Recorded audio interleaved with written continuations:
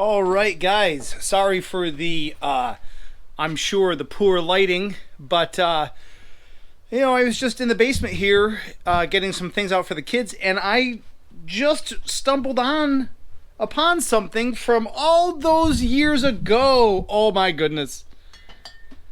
Hoo-wee. We're going to do another From the Cellar installment of Buffalo Beer Reviews.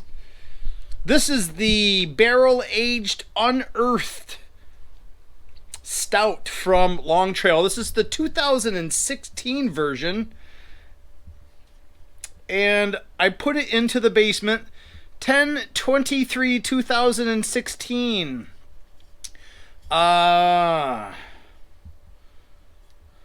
There isn't any bottled on date, or I think it was in one of those yellow sort of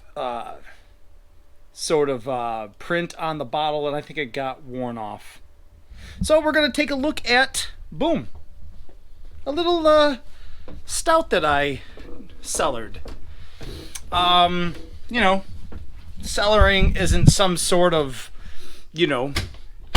like witchcraft. There are certain beers that do better in the cellaring process. Things like stouts and porters. Some of the Belgian sort of ales with that wild sort of yeast sort of stuff. And if you can find the imperial versions of these beers, even the better. Things that don't do so well in the basement would be things that are very hop centric, like your IPAs. Like, that's why they want you to drink them fresh. Those intense hop characteristics tend to fade over the months, and you're not really left with a type of beer that kind of grows and appreciates in age. Do you know what I mean? So again, maybe outside here in the sunlight, we've got the barrel aged Unearthed by Long Trail, and it's the 2016 version. I'm really kind of excited about it. We are so it would have been 2 years old in October, so we're a year and 8 months. It's about a year and 8 months old. That was just in the basement, so it could be a year and 9 months, year and 10 by the time I actually bought it and put it into the cellar. So that's it. Just give me a couple of seconds to get set up, and we'll take a look at this thing. All right, guys, Brian with Buffalo Beer Reviews. I'm back with, post technical difficulties. Again, my GoPro has just been acting up lately. We are looking at the barrel-aged Unearthed Stout by Long Trail. Now, this is the 2016 version. I just unearthed it from the cellar, right? Which is I think an only appropriate shirt to be wearing, like the Alkaline Trio, when you're talking about unearthing a beer and maybe bringing it out of its grave. Do you know what I mean? But the barrel-aged Unearthed is a 9.6% ABV stout and with 50 IBUs. And right from the neck it says, an otherworldly stout aged in Heaven Hills, Kentucky bourbon barrels to reveal notes of oak, vanilla, and toffee. Longtrail.com. And again, from the basement, I put this in the cellar October 23rd, 2016. So, the first time around, if you had seen it, if it had recorded, you would have seen me pour something almost exactly like this. This is the beer. I've only had a little bit of it. Right off the bat, right as soon as you crack that cap off, boom, it's really easy to smell that malty bourbon barrel alcohol presence. It really was. But what you guys didn't see was me using, boom, my Buffalo bottle opener from the Phoenix Beer Cream Ale. And it's got this cool little, like the old school bottle opener. People don't make shit like this anymore. It's awesome. I miss the days like this. Anywho, So this thing is black as night. It's motor oil. It's got the viscosity of motor oil. You can't see a lick of daylight through it, right? And even when I first poured it, it was almost no head.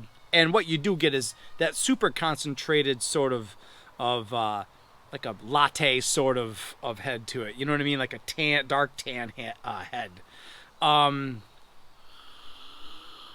You put a nose on this thing, and you're just kind of bum rushed with this sort of bourbon barrel booziness to it. You know, if I were to tell you I could pull out any sort of chocolate or toffee or vanilla notes, I would be totally bullshitting you. And I really, honestly, I can't remember the experience from 2016 when I first had it. I forgot to log it into Untapped. That's why I couldn't remember if I had it or not. I was just like, what the heck's going on? I forgot to log it in. Anyway, yeah, I can't really get much besides the bourbon barrel booziness. And even after you take a couple of sips and you get your nose all the way in there, it's still the same sort of, you know, of presentation to the smell. But anyway, flavor-wise,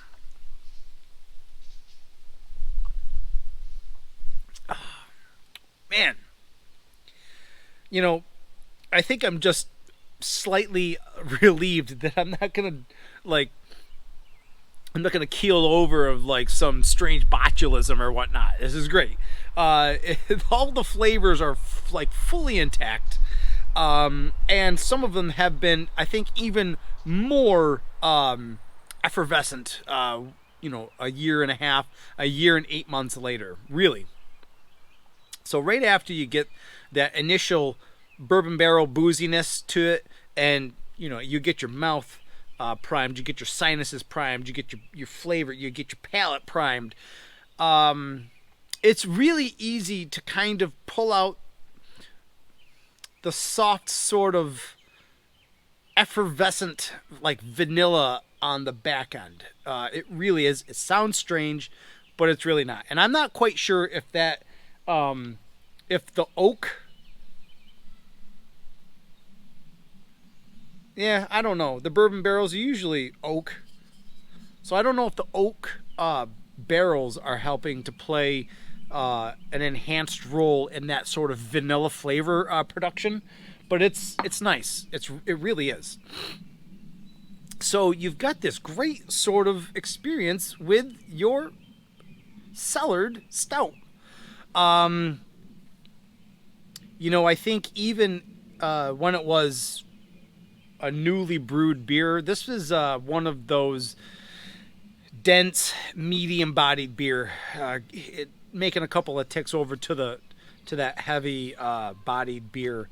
And I say that maybe that's all mental, maybe it's all associated with the color, the viscosity, but it is. It's a dense, medium-bodied, or it's a little bit less dense, heavily bodied beer. It coats your mouth. It coats your tongue. It's got a little bit of an aftertaste. It really does. But none of the flavors are unenjoyable. None of the flavors are, you know, kind of funky that you want it to get out of your mouth quick. It's not that bad.